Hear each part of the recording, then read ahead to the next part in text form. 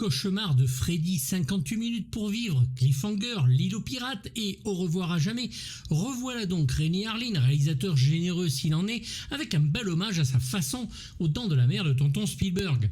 Avec Peur bleue, il se lâche et nous offre le mix parfait entre effets practical et CGI, pas toujours du meilleur effet je vous l'accorde, attaque de requins sanglantes et thriller sous-marin, bref un bonheur de film de genre à 60 millions bien dépensés.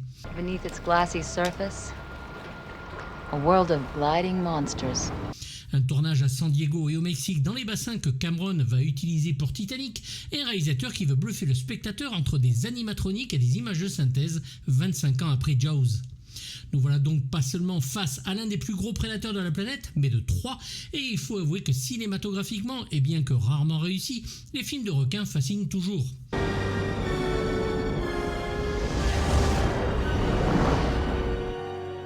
Ici des requins-macos, véritables machines à mâcher vicieuses, plus petits que le grand blanc habituel, 4,50 m maximum, mais bien plus rapides avec une vitesse moyenne de 50 km/h et des poussées à 70, capables de faire des bonds de 4 mètres hors de l'eau, de quoi faire flipper le spectateur.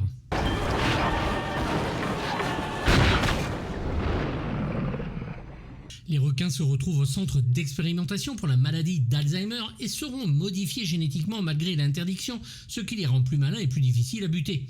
Une tempête va les aider grandement à mettre à mal le labo, y entrer et chasser leur proie.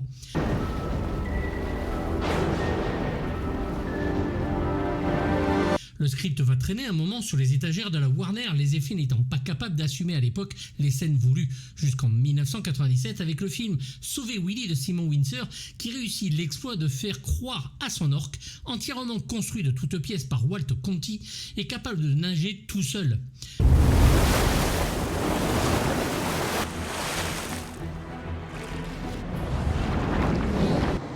We were working with Walt from the beginning, drawings, through the models, through the construction, through the testing. When you imagine this kind of an 8,000-pound animal moving 35 miles an hour underwater, it's real precision work because it's like a big runaway truck. Comme dirait l'autre chez Warner, c'est le moment avec cette grande réflexion, il n'y a plus qu'à. Les bassins utilisés pour Titanic sont une aubaine, 200 mètres de long, 1,10 m de profondeur, 4 plateaux situés en bord de mer dont l'eau va vers l'océan. Le labo expérimental peut y être donc construit. William Sandel va s'y atteler avec des décors et une structure symétrique et les bassins peuvent être élevés ou abaissés à volonté pour simuler les montées des eaux et la structure coulant tout au long du film. Did someone order the fish? Le souci majeur de l'équipe sera le remplissage des bassins et faire en sorte que l'eau soit transparente, ce qui peut prendre des jours. Pour les vues du décor de loin, ce seront bien sûr des images de synthèse créées par Flash Filmworks et qui seront aussi en charge de la tempête qui va s'abattre sur le labo aquatique, du moins de loin, puisque les acteurs eux se prendront dans la gueule des lances à incendie, des rampes à eau, des machines à vagues et j'en passe.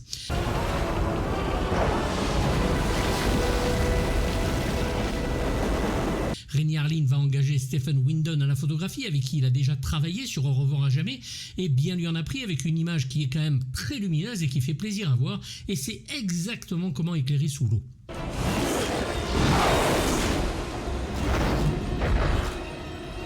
Harlin reste en surface, lui communique avec l'équipe qui ne peut lui répondre, ce qui va lui faciliter les ordres et empêche les contradictions. Un bonheur pour un réalisateur. Malgré tout ce bordel à gérer, Renny Harlin va boucler son film avec 2 jours d'avance sur les 80 qui étaient prévus et va de ce faire économiser 2 millions de dollars à la Warner. L'homme en avait besoin pour le tournage chaotique de L'île aux pirates qu'il avait éreinté et sera heureux de faire un film dans un environnement contrôlé. Le film va rapporter presque 165 millions au box-office et près d'1 million d'entrées en France. Les mâchoires font recette quand c'est bien fait. Somebody, please, tell me what that is. Please.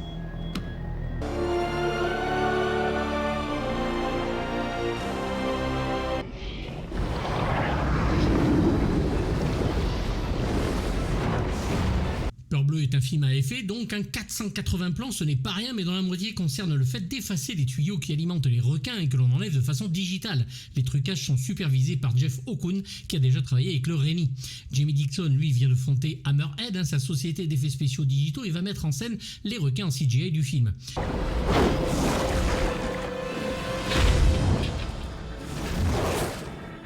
Petite firme, petite main, pas assez de budget pour engager une grosse firme. Dixon va donc, avec ses deniers, travailler sur une démo pour convaincre le Jeff O'Koon. Sur la soixantaine de plans réalisés, seuls 35 seront dans le film, les autres étant coupés au montage ou seront remplacés en dernière minute pour des raisons de budget. Bien sûr, pour Arleen, les animatronics ont la priorité, d'autant que ceux de Walt Conti sont hyper réalistes et imbattables dans l'eau, ceux dès la première scène avec Thomas Jane quand celui-ci essaie d'enlever une plaque d'immatriculation de la gueule du requin.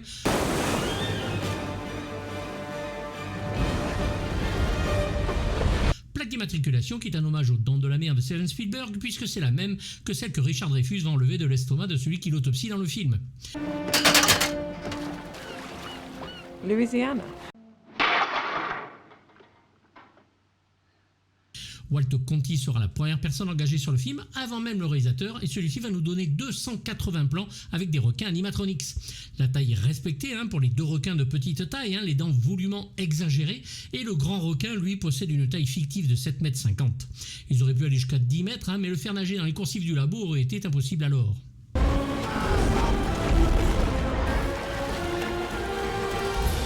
Le mouvement des mâchoires sera bien sûr très étudié puisque les requins ont la mâchoire du haut libre de mouvement et non fixée au crâne, et elle sort donc de sa gueule pour mieux choper ses proies. Les animatroniques seront gérés par hydraulique avec pistons qui font bouger tout le corps. Toute cette mécanique vient de l'industrie aéronautique et le plus gros requin faisait 2 tonnes. Il en faut de l'ingénierie pour faire bouger le bousin.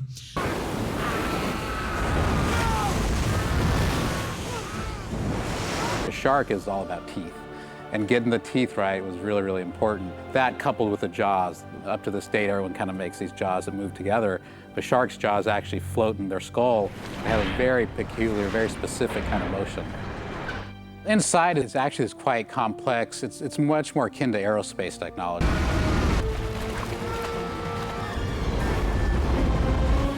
Deux sortes de requins seront créés, ceux qui nagent avec un tuyau sortant du ventre, puis effacé digitalement, et l'autre monté sur plateau motorisé et fixé au décor via des rails. C'est grâce à ce dernier qu'une des scènes les plus gore et choquantes va être réalisée en arrachant le bras du docteur Jim Whitlock, réalisé entièrement en practical en studio, alors qu'Arleen pensait devoir utiliser des CGI. Le cascadeur va flipper un petit peu, le requin faisant quand même 4 tonnes de poussée, mais l'illusion est parfaite.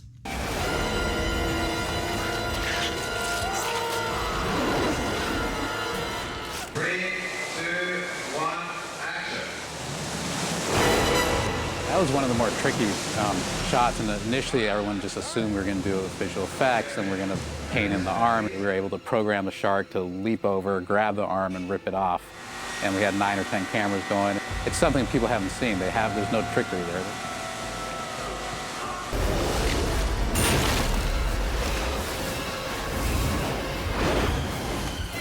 Même si les images de synthèse sont de plus en plus soignées, les mouvements avec l'eau posent de sérieux problèmes et pour ce film ne seront utilisés que pour les séquences d'attaque, de la tempête ou de mâchage de près ou de loin. Elles ne sont pas toujours agréables à regarder, mais ce sont des plans rapides et l'on peut passer dessus. Les requins animatronics de Conti vont être scannés digitalement afin qu'il n'y ait pas de différence entre les plans en vrai et les images de synthèse, et on mettra les peaux qui sont habillées dessus afin de correspondre aux vraies doublures.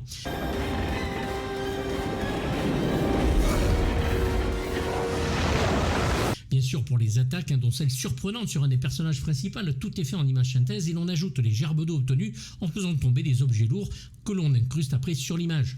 Des séquences hyper violentes qui auront été décidées avec le réalisateur au cours du tournage, la première étant tellement réussie qu'il en voudra plus. Elles seront plus ou moins au même niveau jusqu'au final absolument impitoyable basé sur un casting qui permet ce genre de choses mais que personne n'avait vu avant.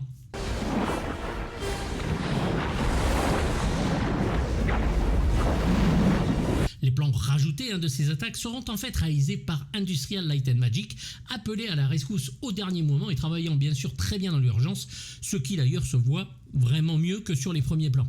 A noter que les 3 requins vont mourir comme dans les films des Dents de la Mer, avec du gaz en lieu et place de la bonbonne pour le premier.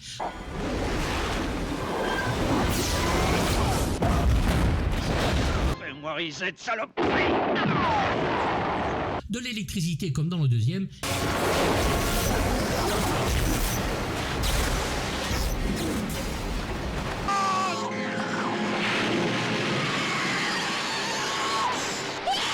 Et une explosion pour le 3e, voire 4e si vous le voulez.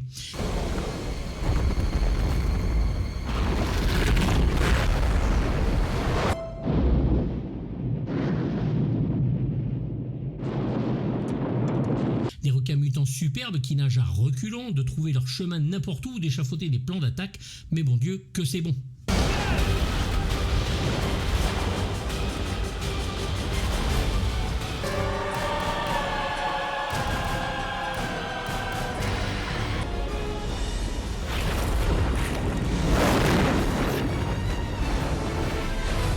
Les acteurs donc seront plus ou moins malmenés pendant le tournage, et notamment Thomas Jane, qui va lors du final se retrouver attaché à un requin qui plonge et replonge, lui harnaché dessus, et un logiciel qui lui fait faire les montagnes russes.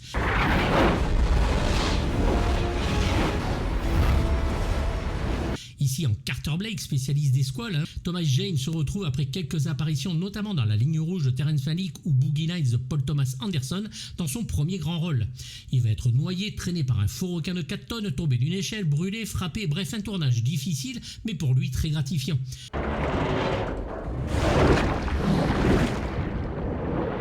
Have any scuba gear, he's just gonna go au natural because the sharks don't have any scuba gear, right? That's right. I don't want to give a unfair advantage. Okay, but you do have a glove. Yeah. Okay, If I get bit, it's this hand. excellent. Great. Have fun. Thanks. All right? Il va se rendre d'ailleurs à Stuart Coves et nager longuement avec de nombreux vrais requins, image qui reste d'ailleurs dans le film, et ce malgré la phobie de l'acteur pour les bestioles. Il va se préparer physiquement au tournage et continuer pendant celui-ci pour que son corps soit celui d'un véritable athlète aquatique. Bref, en tant que fan de films d'action et de personnages plongés dedans, il en ressortira heureux malgré les 150 000 litres d'eau qu'il va prendre sur la tronche lors de l'explosion du labo.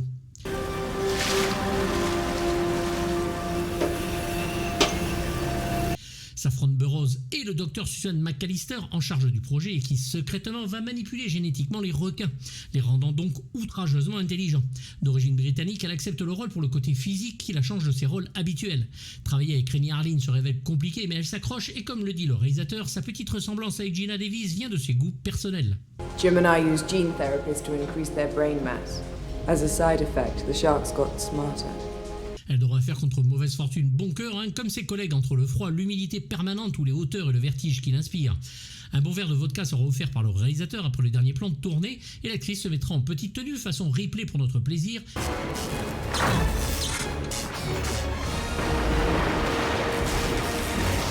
Et dézinguera un requin dans sa chambre avant de subir les foudres du squale qu'elle a le plus changé, le plus gros, le plus intelligent.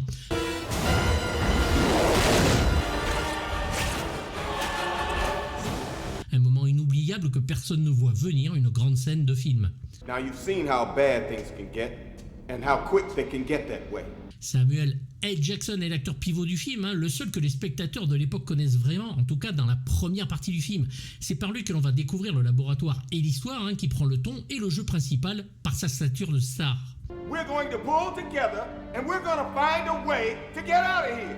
Renée Harlin, comme il l'avait fait avec le crash de l'avion en 58 minutes pour vivre, va nous surprendre en plein discours de l'acteur, chose qu'il fait toujours très bien. Et là, en pleine phrase motivante, se fait choper par un requin et disparaît dans les fonds marins, coupé en deux par les deux squales.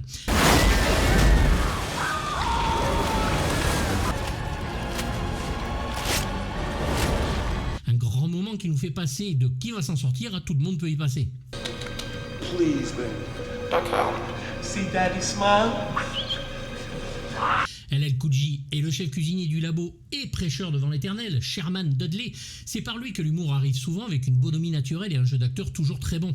L'homme est une superstar du hip-hop avec son Mama Knocks You Out, rappelez-vous, et a vendu 20 millions d'albums à seulement 31 ans.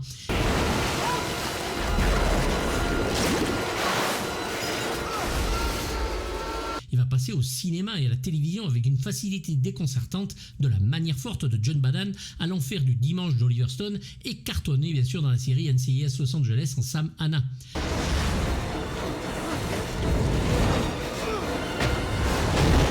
Un cuistot attaqué par un requin dans sa propre cuisine auquel même son perroquet n'échappera pas aux dents acérées du squale et qui va trouver refuge dans un four, ce qui va l'aider grandement à faire exploser la salope de requin. Il se fait même un petit peu boulotter mais recracher rapidement, le requin l'entraînant sous l'eau pendant que notre cuistot lui file des coups de crucifix.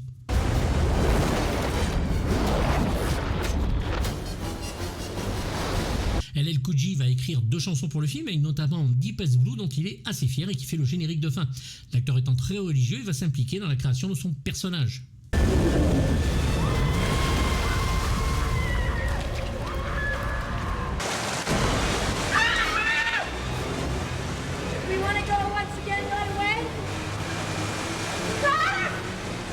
the dialogue went on and finally was, yes, but she was decapitated.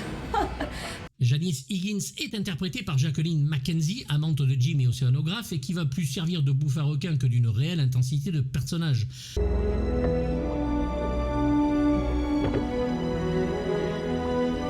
De même, le génial Michael Rapaport en Tom Scott Scoggins, qui s'occupe de sa console et des écrans, est un petit peu trouillard et finira malheureusement dévoré, malgré son aide dans une mission plutôt compliquée.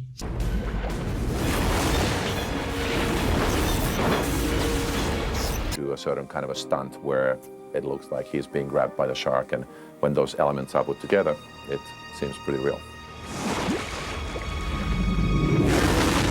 But this guy is Mr. Stunt Guy. On a vu Rapaport dans True Romance de Tony Scott, fièvre à Columbus City et Poetic Justice de John Singleton, Le flic de San Francisco de Thomas Carter ou Le Copland de James Mangold. From a time when the world was just flesh and teeth. L'homme par qui les requins vont pouvoir entrer dans la base est Jim Whitlock, joué par Stellan Skarsgård, d'abord en se faisant bouffer le bras, ce qui fait amener un hélico en pleine tempête et permettra au brancard de tomber dans l'eau, de faire exploser l'hélico et de lancer le docteur sur la grande baie vitrée du labo afin qu'elle casse et que l'eau pénètre dans le bâtiment pour que les requins s'échappent et que je me dis que le scénario est vraiment alambiqué, mais c'est ce que j'aime de toute façon parce que... Bref, un petit rôle mais un rôle important et les deux scènes emportent tous les suffrages. Jan, stay out of the rain. See you. Rennie Harlin, lui, quitte le labo en début de film en caméo. Et alors nous avons Ronny Cox, non crédité au générique, qui est le patron de Franklin, que l'on voit dans une toute petite scène au début du film et qui ne prononce même pas une phrase. Doctor, the 200 million I've sunk in this company is due in great part to your research.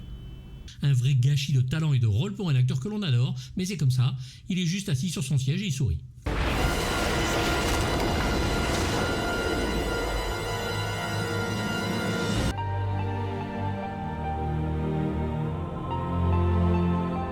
Sharks down, Lord. One demon fish to go. Can I get an amen? Alan Silvestri aurait dû être le compositeur original du film, mais sa musique sera rejetée comme celle du Mission Impossible de Brian De Palma.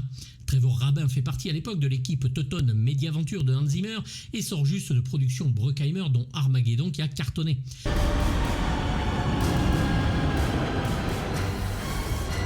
So our composer, Trevor Rabin, came up with hundreds of different ideas.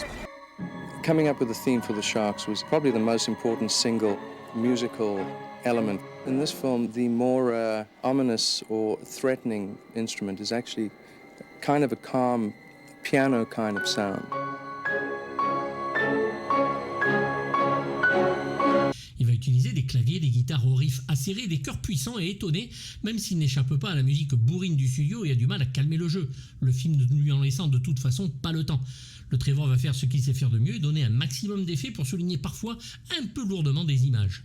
80 musiciens, c'est pas rien, et ça s'entend même noyé sous le flot de guitare et de synthé qui déploie sans débander.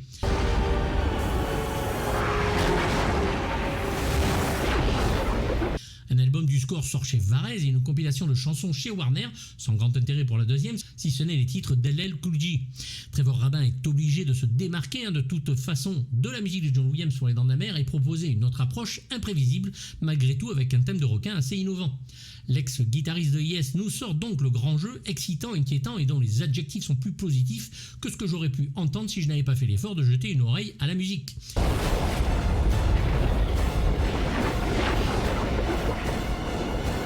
Niveau orchestral, il ne fera jamais mieux et les atmosphères créées restent pour moi son meilleur travail ici avec des thèmes qui marquent et les décors et les personnages.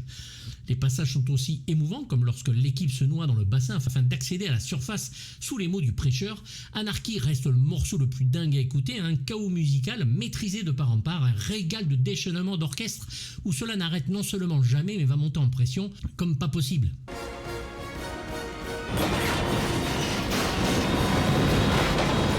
Le morceau est sur l'attaque pendant la tempête ou le final où le requin tente de boulotter le grillage pour s'échapper et propose une envolée héroïque brève mais intense, un moment que l'on se passerait en boucle. Le thème de Suzanne, triste et mélancolique au piano et corde douce, et les attaques des requins avec Sharkside, massive et éprouvante, et les chœurs puissants soulèvent les scènes et leurs propos.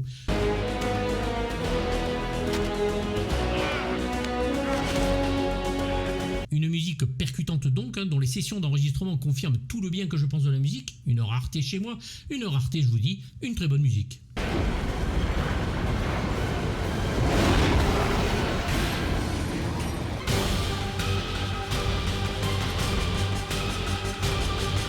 45-foot shark. And you hit me. Nice. C'est donc un pari gagné pour Renny Harlin qui, via son film, va réussir son côté thriller épique avec des requins, ce qui n'était pas gagné au départ. Et oui, thriller parce que le film n'est que cela, se poser la question de savoir qui sera la prochaine victime. Un film inédit puisqu'à part Samuel L. Jackson, aucune grande star ne nous impose jamais l'image du héros dont on est sûr en tant que spectateur qu'il s'en sortira. Are you sure it was just 3 sharks? Yeah. Oh, okay. Renny Harlin jouera avec ses acteurs tout du long en leur disant qu'il peut changer le scénario et les buter sans problème, aucun d'eux n'étant assez important pour survivre ou pas. Dès la scène d'ouverture, l'on pense voir une énième reconstruction d'un film à la dent de la mer, il n'en est rien, et le reste du film va nous entraîner dans une aventure innovante et salvatrice. Tous les personnages sont rapidement présentés, ainsi que les décors, unité de lieu et de temps facilement identifiables pour que le spectateur, malgré le nombre de personnages, ne soit jamais perdu.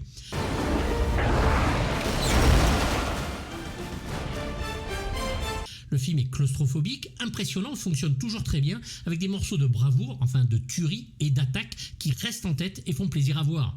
De suite seront tournés et sortiront en direct ou vidéo. Bref, Renny Harlin, quoi qu'on en dise, montre tout sans prendre de pincettes, il mâche les images comme les requins non protagonistes et nous on savoure chaque mastication avec un plaisir rare. Les intentions sont claires, l'efficacité, un gore généreux, le finlandais violent ne fait pas dans la dentelle, tant mieux, merci pour ce film savoureux, un 6/6 croquant, et comme je les aime. Voilà, bon, c'est pas le film du siècle, je vous l'accorde, je lui mets 6/6 parce que je l'ai découvert avant le cinéma, il était sorti en DVD américain bien avant sa sortie française, et j'avais été bluffé, je ne m'attendais absolument pas à un film aussi généreux, et moi j'adore ça, j'aime quand on me donne ce que je veux voir, du requin et des gens qui se font couper en 4. J'espère que vous êtes d'accord avec moi, n'hésitez pas à me dire dans les commentaires ce que vous en pensez, je sais que les effets spéciaux ne sont pas tous réussis, mais quand même ça passe pas mal, surtout sur le final quand ILM prend la main sur les images de synthèse. Si vous voulez vous abonner sur Patreon, vous y trouverez une version bien sûr un petit peu plus longue. Je vous dis à très bientôt en fonction de ma gorge, je travaille au mieux. Merci et à bientôt. N'oubliez pas de vous abonner, activez la petite cloche. Bye bye. Here comes the next shift.